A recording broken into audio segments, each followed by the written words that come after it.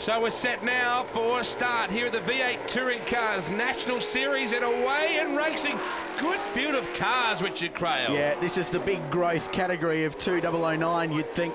Up from 3 or 4 cars last year in its development year, up to 10 now, expecting 15 at the next round. Really difficult conditions now. A wet, dry racetrack at Wakefield Park as we go on board. Peter McNiven, the Autobarn Commodore, wow, one car firing off on the inside. Isn't it good that Michael Barsh has got an opportunity to drive for Chris Smurden? Rowdy Barsh, as he's known, has spent a year in V8 Utes last year, was not sure what he was going to be doing racing-wise, and now he's got himself a great opportunity in a stunning-looking paint scheme. Yeah, owns like an earth-moving business. To get the power down, hasn't been quite as fast as he would have liked. On board, the Autobarn Commodore with McNiven. Geez, look at Pete working hard there. Good shots. Gives you an idea of the speed when you look through the window on the other side too and see some things pass quickly like that. Great to see these fantastic onboard pictures at Wakefield Park. Down the hill. Busy stuff indeed. They head down towards the fishhook now. Smurden just up in front. No, in fact, it's Johnny Vigotis just behind him. Smurden in front. That car of Smurden's is the car that won the then Konica series with Mark Winterbottom. He won the round here at Wakefield Park that year as well. It's great thing about this category is that the history amongst some of these cars. The car of Beekoff was the very last AU Falcon built to race in V8 supercar competition. Adam Wallace in the Warren Mining car doing very well. No, he hasn't. I think Smurdo will get him back on the inside. Oh, wow! Jeez. 3 good goes at each other then. Well, let me tell you, that'll have them both fired up a bit. Chris Smurden usually shies away from that kind of thing, so he'll be a bit surprised. Oh! Wow! Right through the windscreen. That's unbelievable footage. Look at that. That's remarkable. Oh, look at the glass. He looks over and goes, lucky for us, it's Shannons Insurance. I'm sure they'll cover that. Wow, that's scary footage though, isn't it? There's the car, the 13 Commodore. The rain comes down. He was just so lucky that with his visor up on the helmet, that there was no glass that went inside his, sort of the facial opening in his helmet and into his eyes. That could have been so dangerous. Shades of Lounsey at Bathurst a few years back too with the tyre.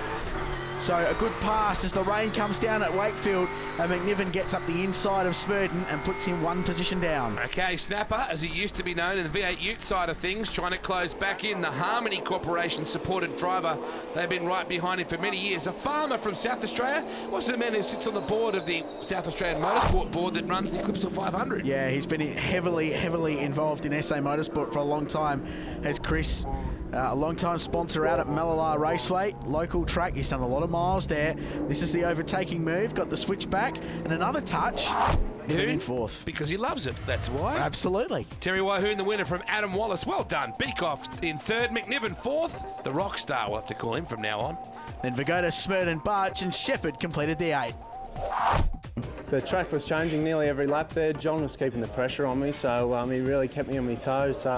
It's pretty full on. I've never really driven in conditions that were changing so consistently, inconsistently like that one. Last chance to have a really good race win for the weekend here. This is a category that's finally starting to get its momentum. Yeah, looking really strong. Really interesting to note Wahoon right out, almost on the white line on the outside of the circuit, trying to find a dry bit to get some traction off the line in these really difficult conditions at Wakefield Park. Not what it is, but this turn 1-2 complex seems to take a bit longer to dry out. The dry line, you can see it right there as they head up the hill. Michael Barch is a competitor doing big things in the V8 touring cars. Let's hear from him. Name's Michael Barch. I'm from South Australia, Barossa Valley. Decided to go into the V8 touring cars because I've always wanted to drive a proper V8 supercar, and this was the most cost-effective way to do it. Pretty easy going dude there, Wado. Good to see him in the V8 touring cars though. Oh, Johnny V is gone off the circuit, and he's a hovercraft at this point. Yep, he'll keep sliding and sliding. Pulls it up way out in the infield. Stranded out, looks like he's in the middle of a pasture out here near Goulburn. He might as well be. It's going to take him forever to get back on the racetrack. Just got on the gas. Oh, there was a bit of help, I think. Yeah, that was a bit earlier on in the lap, wasn't it? And there's Smurden up the inside, and certainly used a lot of road and a lot of inside. Gone out on slicks. I wonder if he's taken a gamble, gone out on slicks. If the track had a good dry line on it, he'd look like a superstar, and he'd cruise through and win it by a lap. But these conditions are really dicey. You can see it. Dry in one part and really wet in the other. He's not looking too slick at the moment, poor old Johnny V. No. If he's on the slicks. McNiven running hard there at the moment. Now, I wonder whether Johnny V is going to persist with the slicks or come in and try and change to something a bit more sensible. You'd want to show some pretty brilliant car control in these conditions if you're going to stay on slicks. Back on board with McNiven. You would think with some repairing or some new windscreen action going on. It's a great-looking car, the Autobarn car. Yep, following in the footsteps of Paul Dumbrell's livery, I guess, in the V8 supercars. Oh, it's slippery up here. Don't forget www.thenationals.com.au. No repairing to the windscreen by the looks of things. Sweet. Listen to the car working hard. He's under pressure from Barch in the background there, but this car really, really struggling in these conditions. The V8s, they don't carry a lot of mid-corner speed, and he's understeered very, very wide at the place they call the fish hook at the bottom of the hill, and that's cost him a position as well. Got to carry the brake a long, long way into the corner before you can get them to the throttle in one of these V8 touring cars or a V8 supercar as well.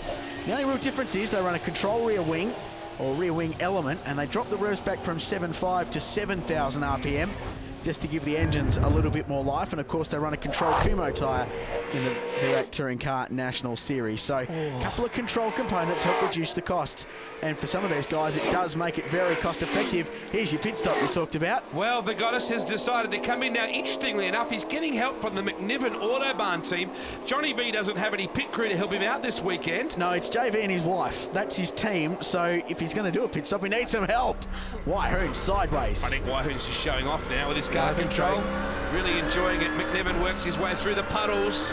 They've got a bit of glass repair there to stop that crack spreading any further. That could, of course, be a safety drama, so they would have patched that up. Let's have a listen for a little bit. This V8 working hard.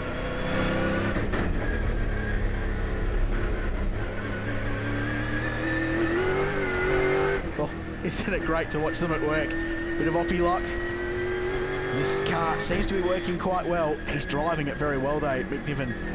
And I think he could be a contender this year. Racing through. So McNiven and Waihoon. Whoa! McNiven got into the wet stuff. Oh, that could have been a monstrous crash. And more rain coming. You can see it around Wakefield Park, but the sun is out. It's so deceptive here. This weather is just changing. Huge lock-up from Waihoon.